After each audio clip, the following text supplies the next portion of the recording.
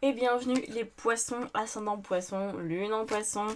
Ce tirage devrait vous éclairer, vous aider, en tout cas c'est ce que j'espère, hein. Alors n'hésitez pas à me le dire, que ce soit le cas ou pas d'ailleurs, hein. Je suis prête à entendre ce que vous avez à me dire.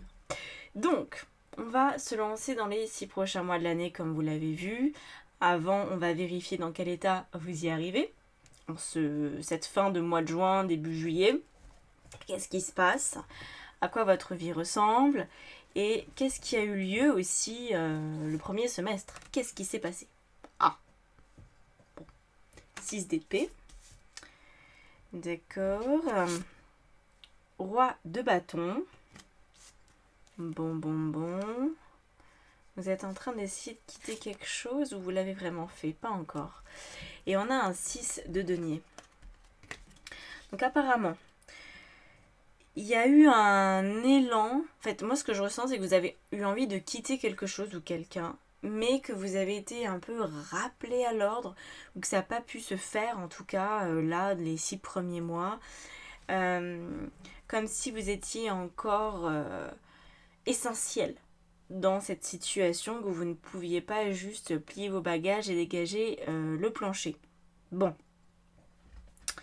Le 6 de denier, en fait, la problématique, c'est que vous vous êtes peut-être rendu indispensable pour quelqu'un, ou que c'est ce que vous croyez, peut-être que c'est le cas. Et du coup, si jamais vous aviez envie de transformer votre existence, de quitter une situation pour une autre, ça peut mettre plus de temps. Bon, on va aller voir ce qui se trame, on rajoutera après des cartes avec la triade, mais en dernier, une fois qu'on aura tiré les cartes avec le tarot. Ok, bon, qu'est-ce qui se passe pour la suite? C'est quoi l'énergie dominante pour les 6 prochains mois? La reine de denier. D'accord. Ok. Effectivement, apparemment, vous avez des responsabilités. Vous voyez, c'est un petit peu comme de dire, je quitte l'homme avec qui j'étais, mais si vous avez des enfants, vous pouvez le quitter, mais ça peut pas se faire aussi facilement que si vous n'en aviez pas. C'est un peu ce genre-là, quand je vous dis de responsabilité, où vous êtes utile à quelqu'un. Vos choix ne sont pas sans conséquences peut-être pour les autres. Moi, c'est ce que je ressens avec ces 2-6. D'une part, vous avez peut-être envie de protéger vos enfants de la relation dans laquelle vous êtes, admettons, que ce soit relationnel, mais d'un autre côté, vous ne voulez pas les enlever à leur père ou à leur mère, vous voulez que ça se passe bien, et donc si vous voulez que ça se passe bien, la séparation, il faut peut-être un peu plus de temps pour que chacun trouve ses marques, plutôt que de partir, de quitter la ville où vous étiez au 1er janvier et de déraciner vos enfants, de les changer d'école en cours d'année, vous allez peut-être attendre justement le 2e semestre. Vous voyez, et cette logique-là, en fait, il y a ce truc-là, de je voulais mais j'ai pas pu, parce que c'était trop tôt, ou que si je partais, ça allait mettre un bazar monstre, donc je l'ai pas fait. Je l'ai pas fait, mais je l'ai encore en tête. C'est ça que vous vous dites. La reine de denier, dans l'énergie dominante, c'est d'aller jusqu'au bout de ce que vous vouliez entreprendre. Vous lâchez pas le morceau, en tout cas c'est le but de ne pas le lâcher, mais euh, ça va vous demander beaucoup de contenance. Moi j'ai l'impression que vous allez devoir fermer votre bouche, pour dire les choses poliment. C'est-à-dire qu'apparemment vous pourriez dire des choses un peu malheureuses, qui pourraient être mal interprétées ou mal comprises, mal perçues, par le camp adverse. Et donc, ça pourrait vous desservir. Vous voyez par exemple, quand un couple se sépare, quand il y a un divorce, on sait bien que la garde des enfants, tout ça c'est toujours un gros sujet. Et puis chacun tire un peu la couverture à lui, surtout quand ça se passe mal. C'est toujours délicat en tout cas. Donc c'est pas le moment de parler, de dire à votre enfant par exemple, voilà j'ai rencontré quelqu'un d'autre. Vous voyez, il y a des infos qui vaut peut-être mieux garder pour vous parce que ça pourrait peut-être mettre du désordre encore un peu plus. Donc on vous demande d'être prudent, limite même procédurier, pour stratégique, voilà. Et en tout cas, si vous voulez faire ce changement, moi je ressens que c'est quand même pour avoir une vie où vous pourrez mieux prendre soin des autres, pas forcément de vous en premier lieu. C'est étrange, hein, mais j'ai cette impression que Vous avez besoin d'évolution pour vous sentir plus disponible pour les autres. Si par exemple votre travail vous occupe beaucoup trop, en termes de temps, c'est trop énergivore, vous vous dites, ben voilà, je vois plus mes amis, je vois plus ma famille, je suis plus là pour personne, et quand je suis là, je suis mauvais poil parce que ma journée, elle était vraiment exténuante, et du coup, j'arrive pas à me détendre, eh bien, vous savez que vous pouviez pas quitter ça au premier semestre parce que c'était trop difficile, mais vous allez prendre le temps de le faire, peut-être de parlementer avec votre hiérarchie, de trouver une solution pour être plus présent à la fin pour votre famille, vos amis. Vous avez envie de profiter peut-être de votre vie autrement. Voilà. Mais il y a un besoin de mettre de la douceur dans ce processus et de couper court de manière radicale. Ça n'a pas été possible, je pense, même si vous auriez bien voulu que les choses soient plus simples. Qu'est-ce qui va vous aider justement là-dedans? Le 2 d'épée. Ah. D'accord. D'accord. Ah d'accord. Ça y est, j'ai compris. En fait, c'est tout simplement que dans votre situation là, étant donné que le changement n'a pas encore eu lieu a priori en début de semestre, vous pourriez avoir peut-être un doute sur le fait de continuer ce changement que vous avez tenté d'initier, mais il n'a pas vraiment eu lieu. Donc, vous pourriez vous dire, mais est-ce que vraiment j'y vais? Moi, je vous dirais oui, d'autant plus que l'énergie qui vous aide avec ce 2 d'épée, c'est de se rendre compte que vous ne pouvez plus mettre la tête dans le sable. Vous ne pouvez plus faire l'autruche, en fait. Voilà, la situation, certes, n'a pas pu être réglée, mais il va falloir la régler. Ça reste une problématique, ça reste un sujet non résolu, et c'est pas parce que ça s'est pas fait là que ça doit pas se faire. Vous voyez, j'ai pas mal de personnes qui viennent me voir qui ont parfois un côté un petit peu superstitieux ou qui se disent, ben voilà, c'est un signe. Si ça n'a pas fonctionné en première partie d'année 2024, c'est que ça devait pas se faire. Oui, peut-être que ça devait pas se faire à ce moment-là, mais ça veut pas dire que ça devait pas se faire du tout.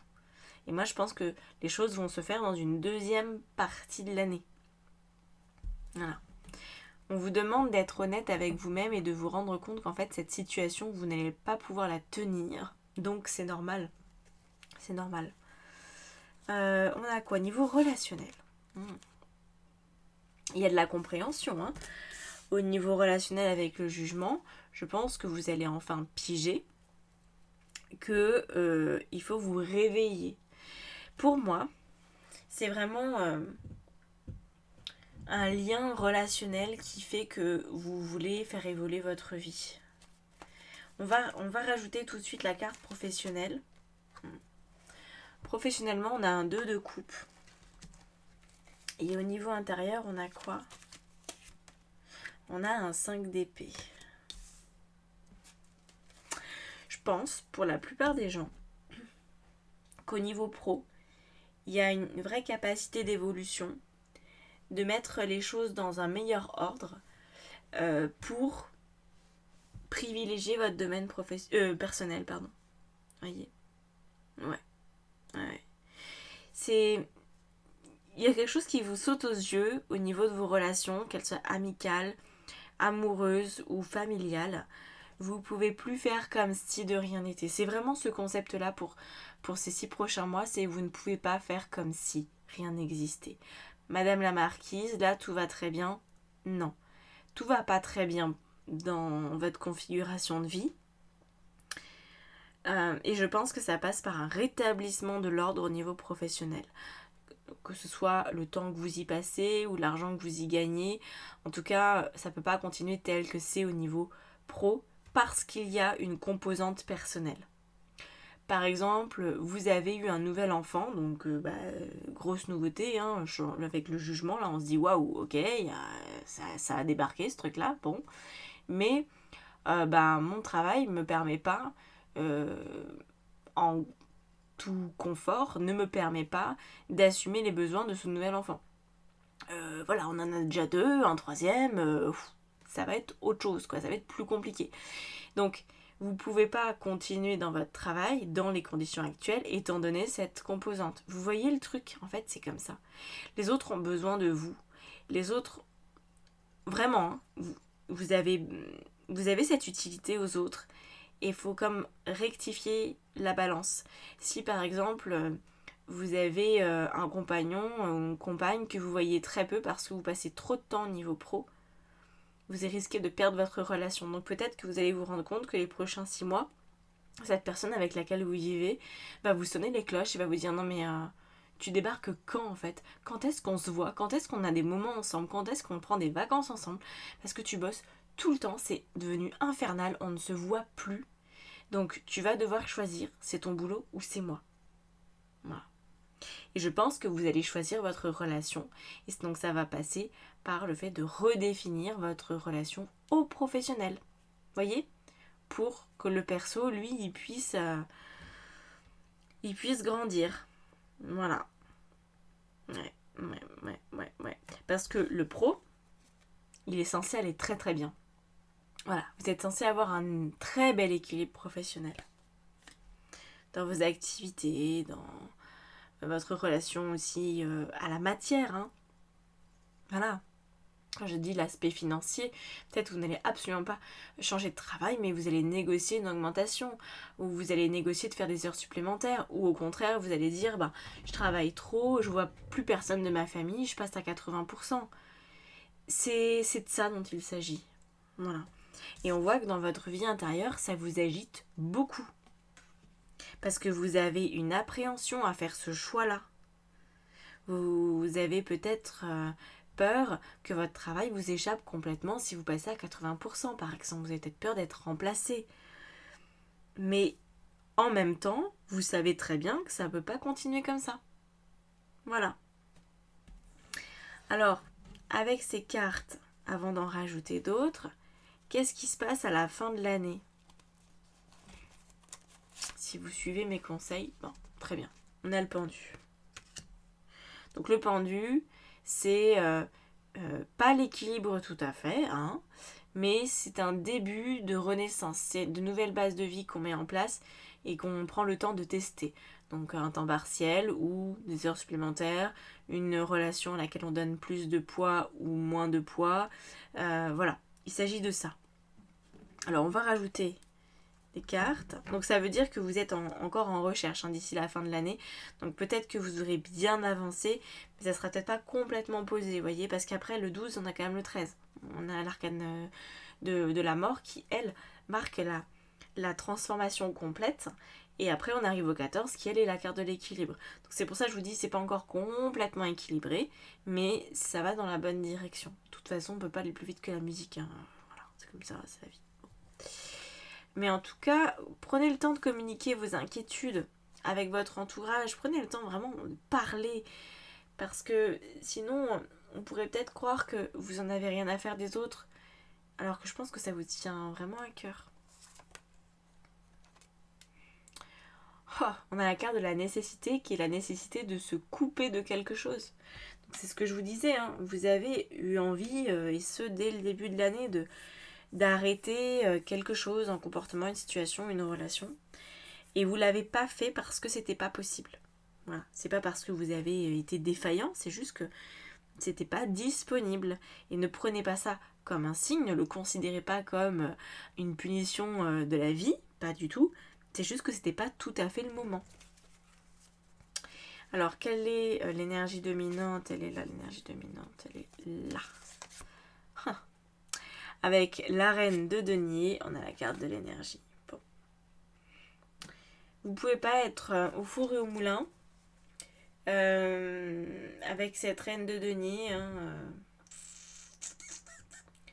Faut réussir à trouver cet équilibre, hein, à aller effectivement vous défaire de ce qui doit être défait. Aucun problème, continuez dans cette direction. Par contre, attention quand même à ne pas trop tarder avec ça. Ouais. Parce que ça pourrait avoir un impact un petit peu négatif, vous voyez, au niveau de vos relations, enfin au niveau perso, si vous tardez trop à dire à quelqu'un, mais oui, t'inquiète pas, je vais un peu revoir ma copie, je vais m'organiser autrement pour qu'on se voit plus, ou pour qu'il y ait plus de rentrée d'argent, pour que ce soit plus confortable, enfin tout ça. Faites en sorte que ça ne soit pas que des mots. Posez des actions pour que les autres en face se disent ok, bon, il y a une volonté de changement, c'est bon, maintenant les choses sont embrayées, c'est sur les rails, on peut plus faire marche arrière, donc j'ai confiance et ça va bien se passer. Je pense que les autres ont besoin d'être rassurés vis-à-vis de vous. Au niveau justement de ce qui va vous aider, on a l'ordre. Quand je vous disais que vous ne pouvez pas faire semblant ou vous mettre la tête dans le sable, la carte de l'ordre, c'est un peu la même chose. C'est-à-dire que vous êtes rappelé à l'ordre par la vie, qui vous dit non mais là, il faut se secouer un peu les puces. Voilà. Ça a été peut-être un coup d'épée dans l'eau au premier semestre, mais là, ça va marcher. Donc voilà, il faut réitérer, tout simplement. Réitérer ce que vous avez tenté de faire et ça devrait porter ses fruits. Au niveau de vos relations, on a quoi? On a l'équité, très bien. Donc là, pour le coup, il y a de l'équilibre. Il y a vraiment... je pense que vos relations ne vont pas fondamentalement changer. Enfin, elles vont forcément changer, mais ce que je veux dire, c'est qu'il n'y a pas d'éclatement, il n'y a pas de problème énorme ou quoi. Il y a juste un besoin de rétablir l'équilibre, mais je ne pense pas que ça passe par un changement de personne dans votre existence. Je ne pense pas qu'il y ait de rupture, par exemple. Vous voyez, je vois pas du tout, je perçois pas du tout ça. C'est plutôt qui fait quoi et comment. Si par exemple vous êtes débordé dans votre vie professionnelle et qu'en plus quand vous rentrez chez vous, il y a tout à faire, que la personne avec qui vous vivez sert à rien, que vos enfants ils ont zéro autonomie, ben voilà, va falloir parler parce que vous ne pourrez pas non plus être partout. Ok? Donc c'est peut-être ça où vous avez du mal à demander de l'aide, vous avez peut-être du mal tout simplement à déléguer.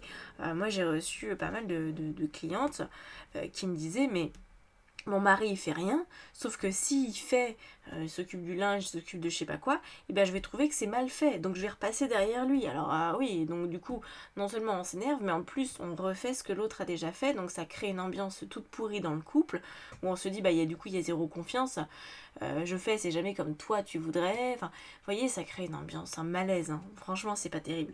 Donc là il y a besoin de cet équilibre, soit de déléguer, soit de prendre à votre charge, mais en tout cas qu'il y ait un équilibre.